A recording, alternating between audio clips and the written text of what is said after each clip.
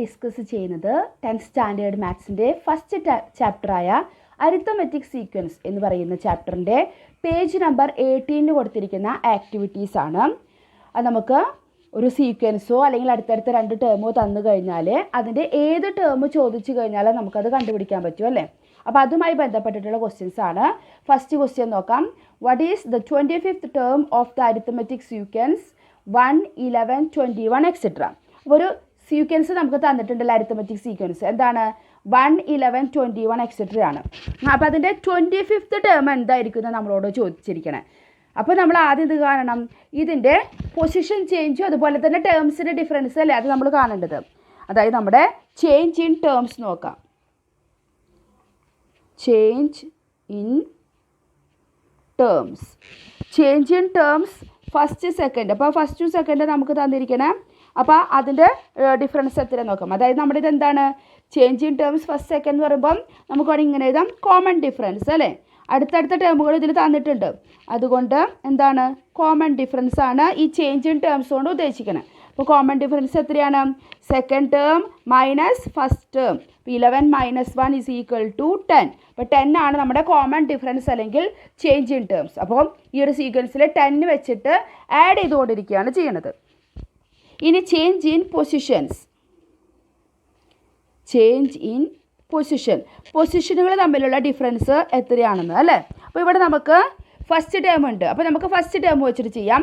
നമ്മളോട് ചോദിച്ചിരിക്കുന്നത് 25th term. അപ്പോൾ ഏത് ടേമാണോ ചോദിച്ചിരിക്കുന്നത് അതും പിന്നെ നമ്മുടെ കയ്യിലുള്ള ടേം ഏതാണോ അത് രണ്ടും തമ്മിലുള്ള ഡിഫറൻസ് ആണ് ഈ ചേഞ്ച് ഇൻ പൊസിഷൻ എന്ന് പറഞ്ഞിരിക്കുന്നത്. അപ്പോൾ നമുക്കിവിടെ 25th ടേം, അപ്പോൾ 25 മൈനസ് ഫസ്റ്റ് ടേം ഉണ്ട്. അപ്പോൾ 25 - 1 = 24. അപ്പോൾ പൊസിഷൻ ചേഞ്ച് 24ഉം ടേമുകളുടെ ചേഞ്ച് അല്ലെങ്കിൽ കോമൺ ഡിഫറൻസ് എത്രയാണ് 10 കിട്ടി. പിന്നെ ഇതൊരു ഇൻക്രീസ് ചെയ്തുകൊണ്ടിരിക്കുന്ന ഒരു സീക്വൻസ് ആണ് അല്ലേ. അതുകൊണ്ട് 25th ടേം = എങ്ങനെ എഴുതാം, നമ്മൾ ഫസ്റ്റ് ടേം വെച്ചിട്ട് എഴുതണം. അപ്പോൾ ഫസ്റ്റ് ടേം എത്രയാണ് 1 പ്ലസ് എത്രയാണ് പൊസിഷൻ ചേഞ്ച് 24 ആണ് അല്ലേ. 24 × കോമൺ ഡിഫറൻസ് അല്ലെങ്കിൽ ആ 2 ടേമുകളുടെ ടേംസിൻ്റെ ചേഞ്ച് എത്രയാണ് 10, കോമൺ ഡിഫറൻസ് 10 ആണ്. അപ്പോൾ 1 + 24 × 10 240. 240 + 1 241. പിന്നെ ഒരു കാര്യം ശ്രദ്ധിക്കേണ്ടത്, ചിലവരിത് എന്ത് ചെയ്യും 1 + 24 അപ്പോൾ 25 × 10 250 അങ്ങനെ എഴുതും. അങ്ങനെ എഴുതാൻ പാടില്ല. ഇവിടെ നമ്മളൊരു ബ്രാക്കറ്റ് യൂസ് ചെയ്യുകയാണെങ്കിൽ നല്ലതായിരിക്കും.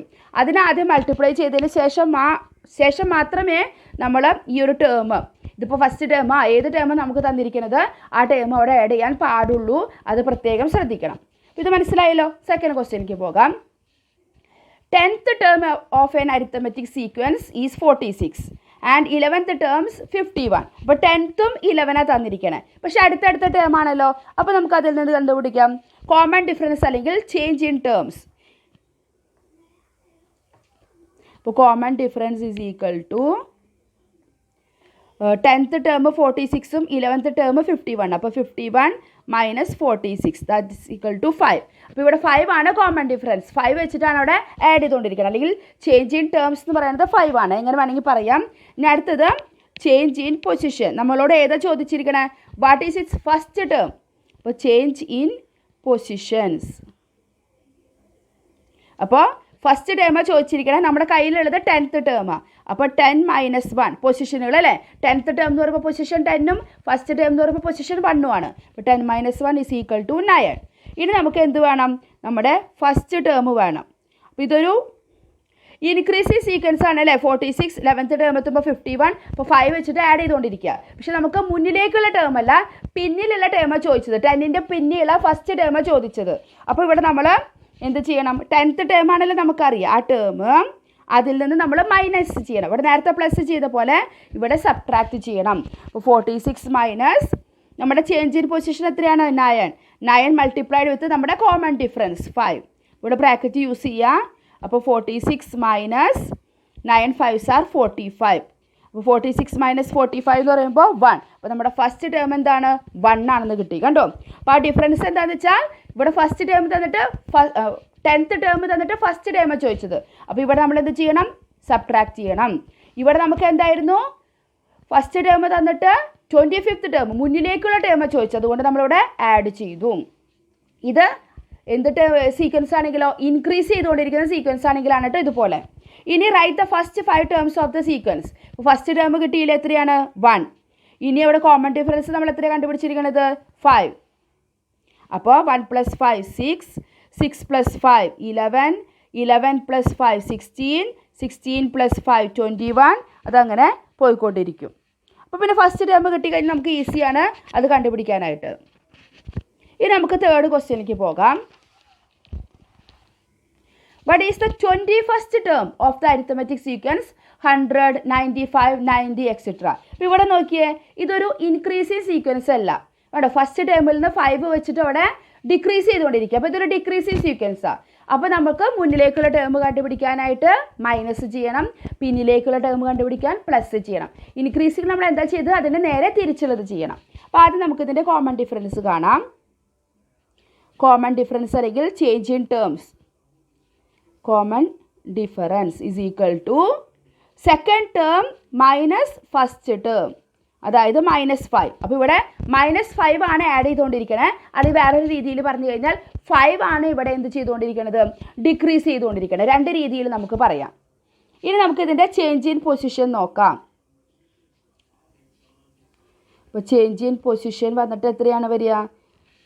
നമുക്കിവിടെ ഫസ്റ്റ് ടേം ഓൾറെഡി അറിയാം, 21st ടേം കാണണം അല്ലേ? അപ്പോൾ 21 - 1, അതായത് 20 ആണ് അവിടെ ചേഞ്ച് ഇൻ പൊസിഷൻസ്. അപ്പോൾ നമുക്കിനി നമ്മുടെ 21st ടേം നോക്കാം. 21st term is equal to first term. പിന്നെ നമ്മൾ എന്ത് ചെയ്യണം? പ്ലസ് ആണോ മൈനസ് ആണോ ചെയ്യേണ്ടത്? മൈനസ്. കാരണം മുന്നിലേക്കുള്ള ടേം തന്നെയാണ്, പക്ഷേ ഇവിടെ ഒരു ഡിക്രീസിങ് സീക്വൻസ് ആയതുകൊണ്ടാണ് നമ്മൾ മൈനസ് ചെയ്തത്. ഇനി നമ്മുടെ ചേഞ്ച് ഇൻ പൊസിഷൻ 20 ആണ്. കോമൺ ഡിഫറൻസ് -5, അല്ലെങ്കിൽ 5 ഡിക്രീസ് ചെയ്തുകൊണ്ടിരിക്കുന്നു. അപ്പോൾ ഇവിടെ നമ്മൾ മൈനസ് ഇട്ട് കഴിഞ്ഞാൽ പിന്നെ ഇവിടെ മൈനസ് ഇടേണ്ട ആവശ്യമില്ല കേട്ടോ. അപ്പം അല്ലെങ്കിൽ നമുക്കിതിനെ ചേഞ്ച് ഇൻ ടേംസ് 5 എന്ന് പറഞ്ഞാലും എഴുതാം.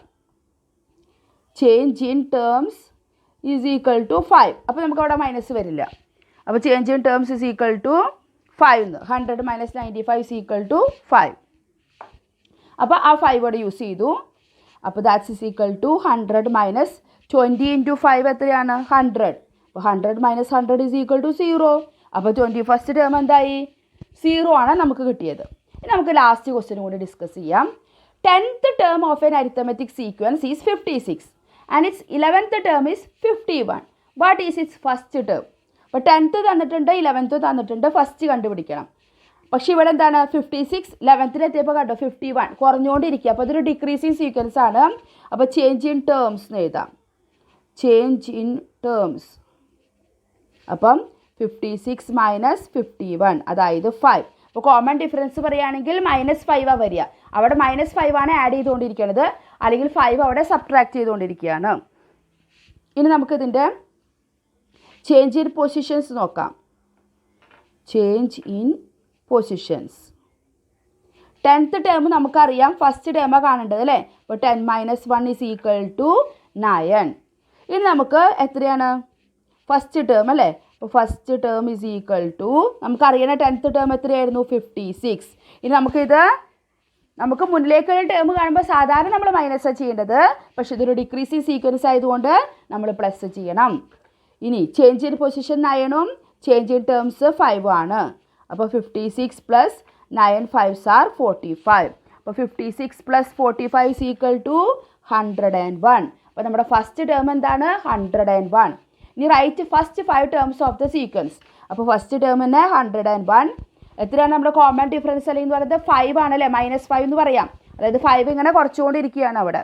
അപ്പോൾ ഇതിൽ നിന്ന് 5 കുറയ്ക്കുമ്പോൾ 96, പിന്നെ 91, പിന്നെ 86, 81, അതങ്ങനെ പോയിക്കൊണ്ടിരിക്കും അല്ലേ? അപ്പോൾ നമ്മൾ ഇൻക്രീസിങ് സീക്വൻസിനും ഡിക്രീസിങ് സീക്വൻസിനും രണ്ട് രീതിയിലാണ് ചെയ്തത് അല്ലേ?